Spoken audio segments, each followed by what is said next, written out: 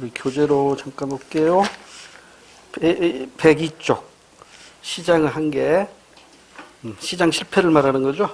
자, 지금 시장 실패 중에 가장 출제 비중이 높은 것을 104쪽에서 공부했어요. 104쪽. 근데 104쪽에 왼쪽 밑에 있는 생산의 외부 불경제 이 그림 절대 잊지 마세요. 그리고 거기 이것과 80페이지하고 연결을 시켜서 공부하시라고 그랬어요. 80페이지는 조세를 부과했을 때 경우죠. 그때 이제 조세를 부과하면 조세의 전가가 나타납니다. 이 그래프 갖고 한번 이해해 볼까요?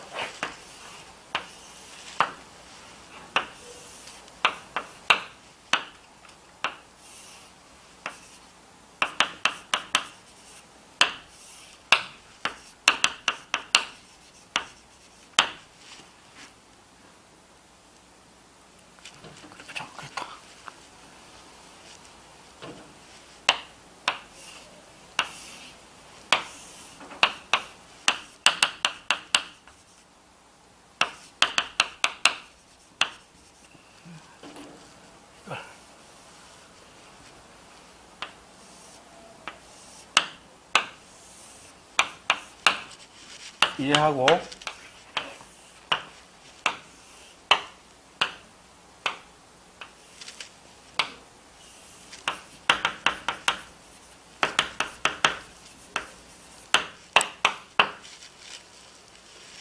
공급 곡선의 기울기는 거의 비슷하죠. 근데 지금 수요 곡선의 기울기가 전혀 다르죠. 그러면 정부가 조세를 부과하면 이렇게 되잖아요. 여기하고 여기하고 조세가 이만큼 부과되는 거죠. 이만큼 부과되는 거잖아요. 여기서는 조세가 얼마만큼 부과돼요?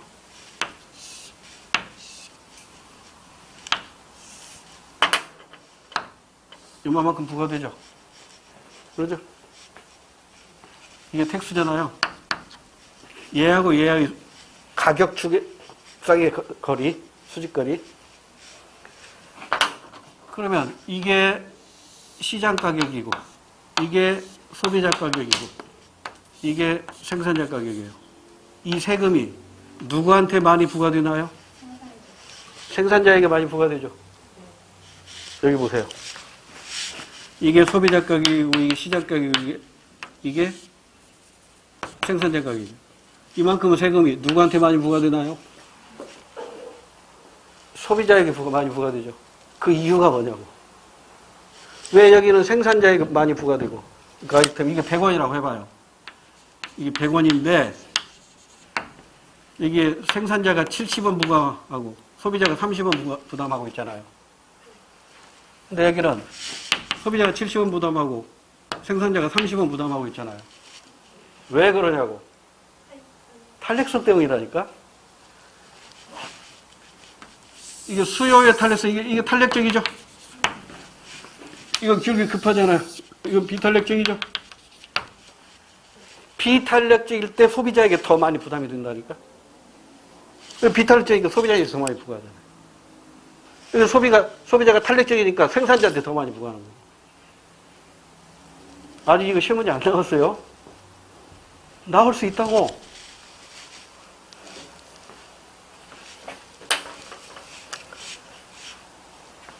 출제되면 여러분 다 맞아야 돼요. 다른 사람 이거 헤맬 거야. 조세의 전가와 탄력도 이거 출제위원들이 굉장히 중요시 한다고요. 그 다음에 이제 두 번째로 갈게요.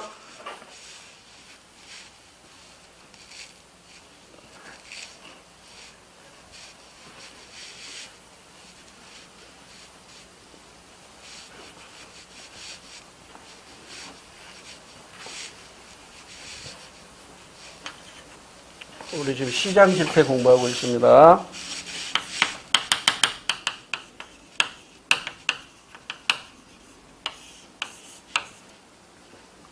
그 중에 외부 효과 마무리했고요. 두 번째.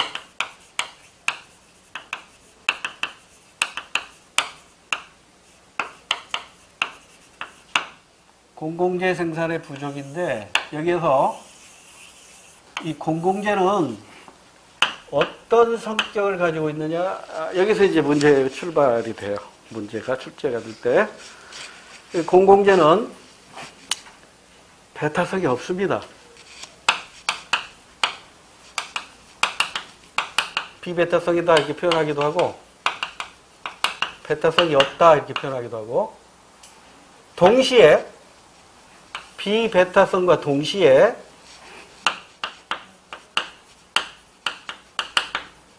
비경합성까지 가지고 있어요. 그러니까 경합성이 없다는 얘기인데, 이게 어떤 차이냐면요. 배타성이 없다 이 말은 무슨 얘기냐면, 내가 사용하더라도 다른 사람 사용 못하게를 못해요. 내가 사용하더라도 다른 사람들은 다 사용하는 거라고. 여러분 아침에 일기예보 하죠. 나 듣는다고 다른 사람 못 들어요? 다른 사람 다 듣거든 일기예보. 그러니까 일기예보는 배타적인 예보예요? 비배타적인 예보예요? 비배타적인 예보라고.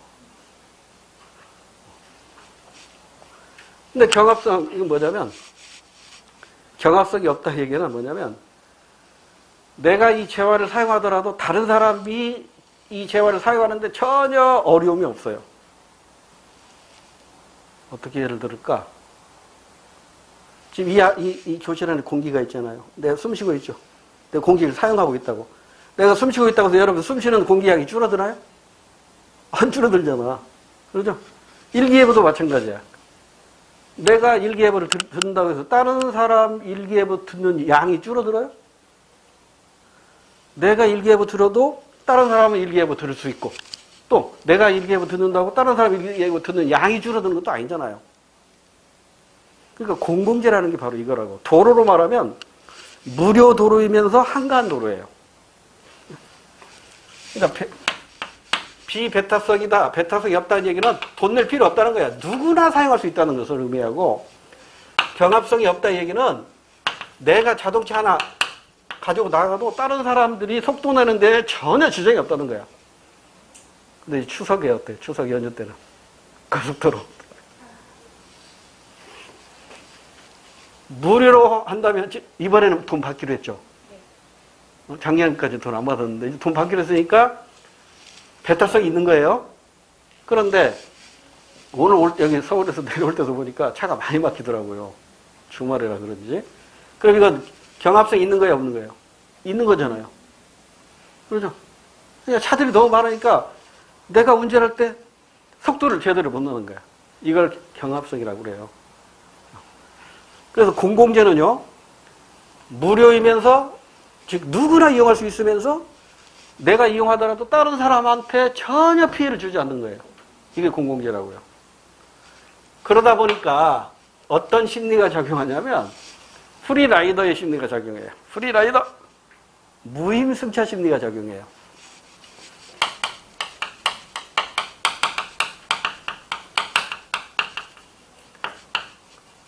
따라서 내가 안 만들어. 다른 사람들이 만들어 놓으면 내가 이용할 뿐이지, 내가 먼저 도로 만들거나 내가 먼저 골목길에 가로등 깨졌다고 해서 내가 돈 들여서 갈지 않아요. 남들이 만들어 놓으면 나는 그냥 이용할 뿐이야 라는 무임승차 심리가 작용하기 때문에 시장에다 맡기면 생산은 부족해요. 그래서 그 대책이 뭐예요? 대안이 뭘로? 세금 가지고 직접 생산하는 거예요. 그런데 이게 이제 공공재의 개념인데요. 이렇게만 출제하면 출제할 만한 게 없잖아요. 그래서 공공재와 유사한 개념들을 비교해가지고 출제를 해요. 그래서 이걸 그림으로 그리면 이렇게 돼요. 같이 한번 생각해 봅시다. 여기는 배타성이 있는 거예요. 여기는 배타성이 없어요. 배타성이 없는 걸 다른 말로 이렇게 표현하기도 한다고 그랬어요. 여기는 경합성이 있어요. 여기는 경합성이 없어요.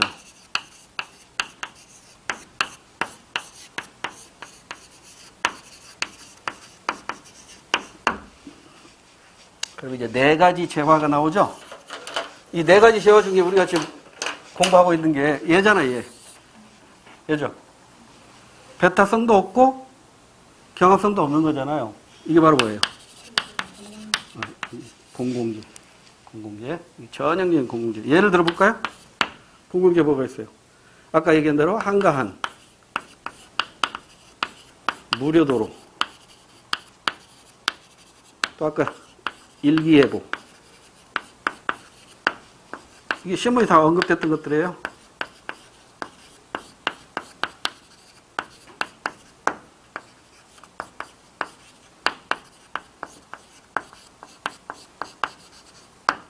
등등. 이런 것들이 공공재란 말이에요. 그러니까 누구나 무료로 이용할 수 있다고요. 무료. 그리고 내가 사용한다고 다른 사람 사용량을 침해하지도 않아요. 그러니까 내가 만든다 안 만든다? 절대 안 만들어. 다른 사람이 만들면 내가 이용할 뿐이야. 이런 무임승차자의 심리가 작용하기 때문에 시장에 맡기면 생산이 안 된다. 그러면 이와 대책관계에 있는 게 얘가 있죠. 얘는 별로 그 시험 문제감이 못 돼요. 이건 뭐예요? 사유재겠지. 그러죠? 돈 내야 쓸 수 있고요. 내가 사용하면 다른 사람 사용량이 줄어들어요. 이게 바로 희소재화이기 때문에 희소한 재화. 희소성 있는 재화잖아요. 희소성. 희소성 있는 사유재라고. 노트북, 자동차, 과일. 요즘 과일값 많이 비싸죠. 추석 때. 사유재.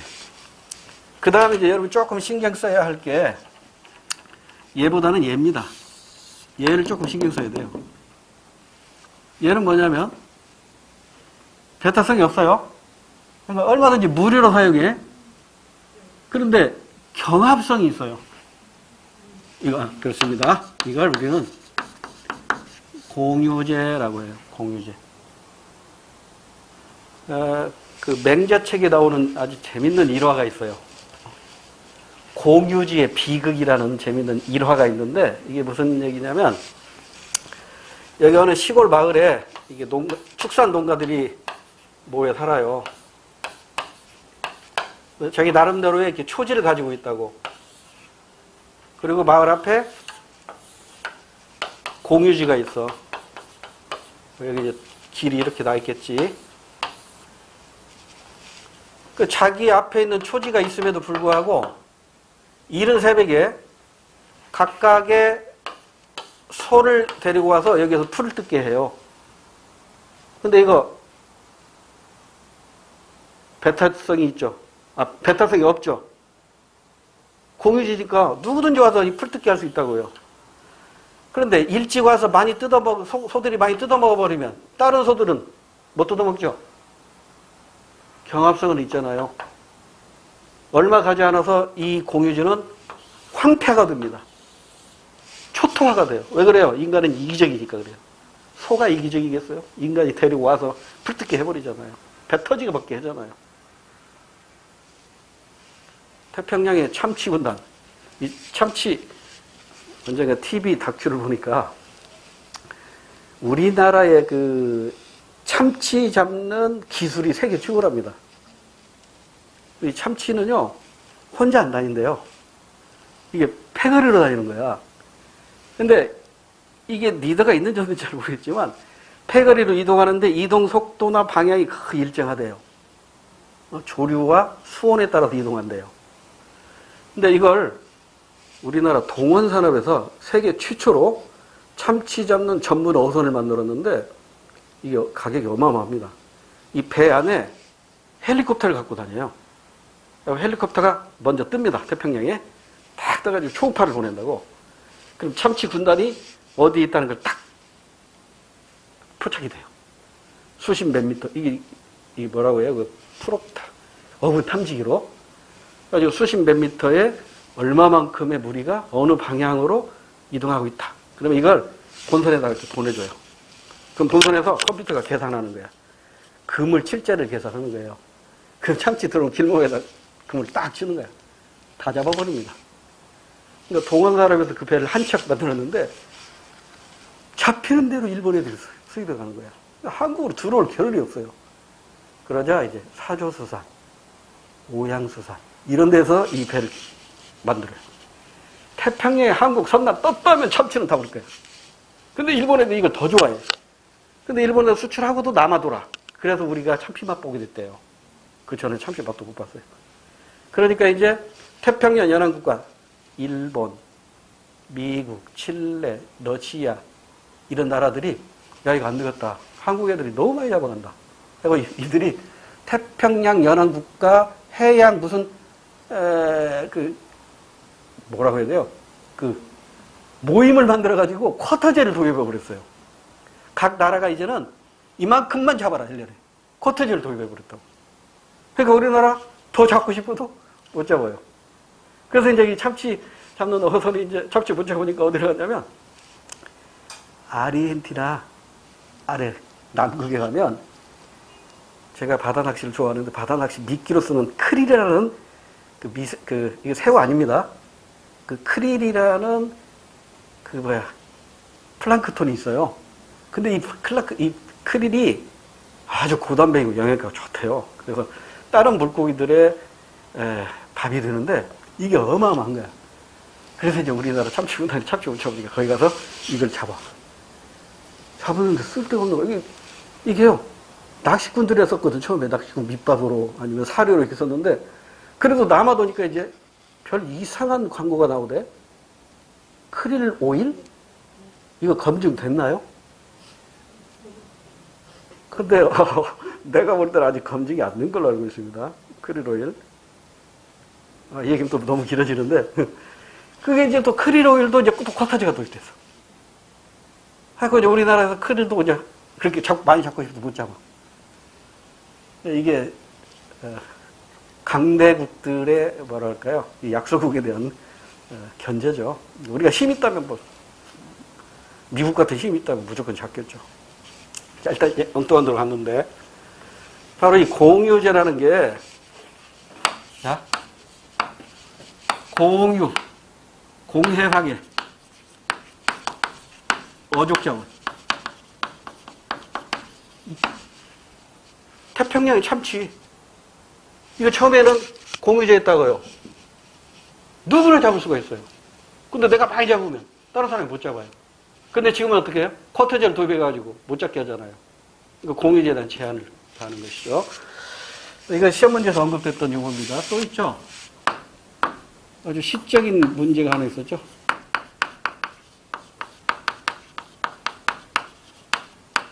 시적이죠.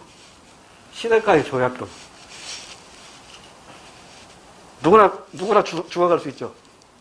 시내가의 조약돌. 어항에서 든다, 마당에다 깔아놓게 누구나 가져갈 수 있어요. 근데 내가 다 가져가면 다른 사람이 못 가져가잖아요. 경합성이 있잖아요. 배제성은 없지만 경합성이 있잖아요. 이건 공유제. 등등. 그 다음에 이제 얘는 별로 시험 문제 많이 언급은 안 되는데, 이건 뭐예요? 배타성 있네요. 돈 내면 사네요. 근데 돈만 내면 얼마든지 쓸 수 있어요. 어라? 많이 들었네? 무한요금제라고 표현하나? 통신요금과 같은 거잖아요. 그래서 이걸 우리는 요금제라고 표현해요. 요금만 내면 무제한으로 사용할 수 있잖아요. 이 두 가지가 시험 문제 자주 나옵니다. 공유제하고 공공제하고 구분할 줄 알아야 돼요. 공통점은 배타성이 없다는 것이 공통점이고, 차이점은 경합성이 있느냐 없느냐, 그 차이로 이해하시면 됩니다. 자, 그래서 공공재 생산부족도 이 정도면 출제 만한 거 다 소개했고, 참고로 예전에 수능에서 출제됐던 그림 하나 다시 소개할게요. 재화.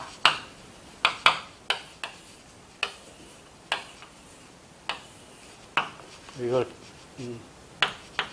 배제성, 배타성.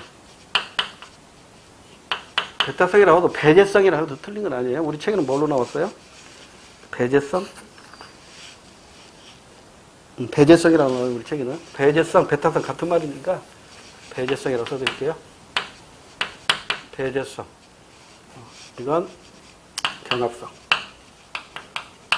이걸 나타내요. 그러니까 이 박스는 배제성을 나타내는 박스, 이 박스는 경합성을 나타내는 박스, 그리고 A, B, C, D 이렇게 표현했다고요. 그럼 A는 뭐예요? 배제성은 있는데 경합성이 없죠. 배제성은 있는데 경합성이 없어요. 요금제죠.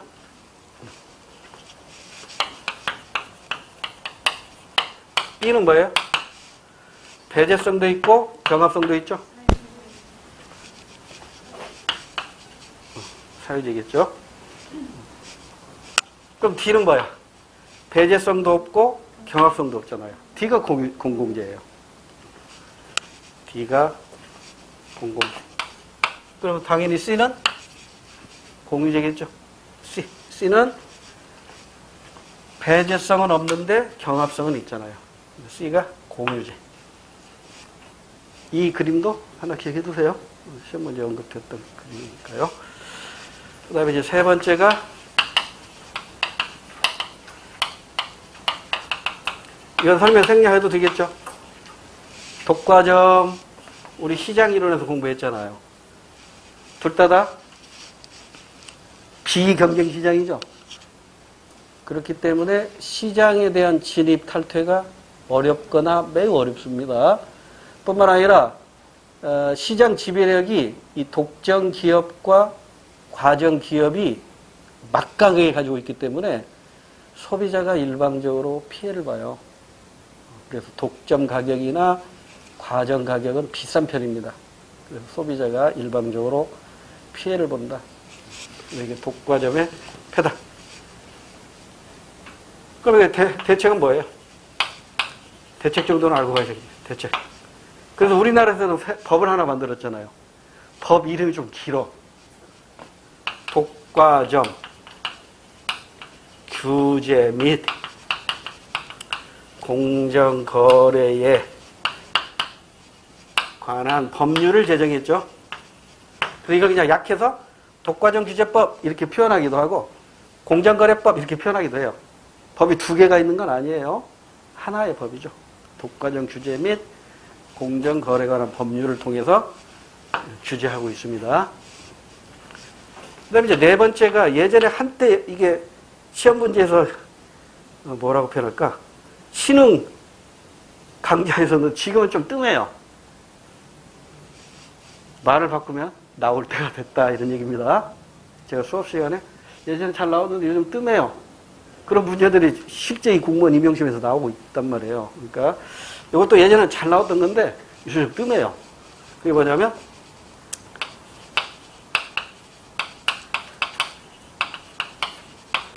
정보 비대칭으로 인한 두 가지 문제. 이거 시장 실패에 해당이 됩니다.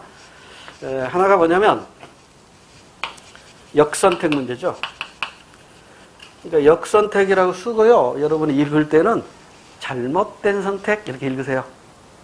잘못된 선택을 한다고. 왜? 정보가 부족하다 보니까 잘못된 선택을 하는 거예요. 대표적인 사례가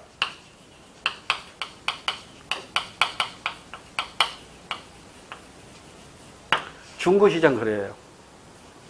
그러니까 물건을 쓰다가 소유자가 쓰다가 이제 중고로 팔 때에 그 소유자는 그 물건에 대한 하자라든가 사고 경력이라는 걸 다 알고 있잖아요.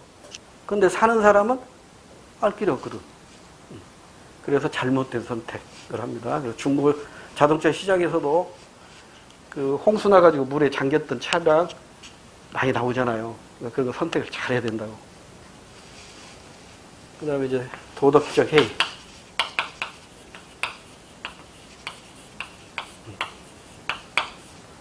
도덕적 해이. 이게 대표적인 게 자동차 보험.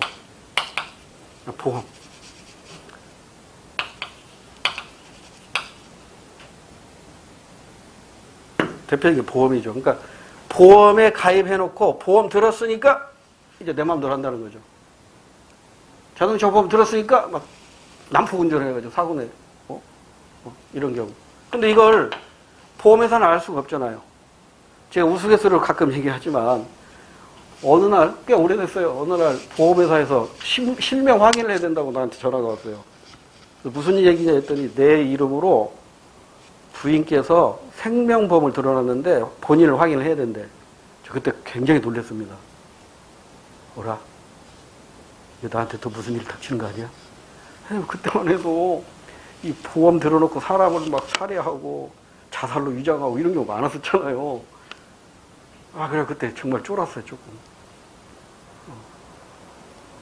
그러니까 이게 그 보험을 가지고 부인이나 남편에게 그냥 생명보험 몽땅 가입해놓고 자살로 위장해가지고 이거 살해를 한다거나 이런 경우 정보를 누가 하냐고. 보험회사 그 정보를 어떻게 하냐고. 모르잖아요. 도덕적 해이가 나타나는 것이죠. 수능에서 이런 문제가 나왔어요. 국민 생선회라고 해가지고 광어회 이야기가 나왔어. 광어회. 근데 이제 시중에서 이제 일반 사람들이 광어회를 즐겨 먹는데 이 광어회가 자연산이 있고 이게 양식이 있는데 일반 소비자가 이게 자연산인지 양식인지를 잘 알지를 못하니까 자연산은 비싸게 팔고 양식은 싸게 파는데 이게 자연산인지 양식인지 모르니까 차라리 그냥 양식 먹자. 싸게. 속더라도 싼 거 먹자 해가지고 자연산 광어가 안 팔리고 양식 광어가 많이 팔린다. 이런 내용이 나왔어요. 이와 관련된 시장 실패가 뭐냐 이거죠. 이거잖아요. 정부 비대칭에 대한 역선택이죠. 자, 그래서 여러분 정부 비대칭에 대한 역선택을 해결하기 위해서 자연산 광어와 양식 광어 구분하는 법 알려드릴게요. 아시나요? 몰라요? 내가 수업 시간에 한번 얘기했었는데 여기 생선이 이렇게 있어. 눈이 이렇게 있고 또 얘도 이런 애도 있죠.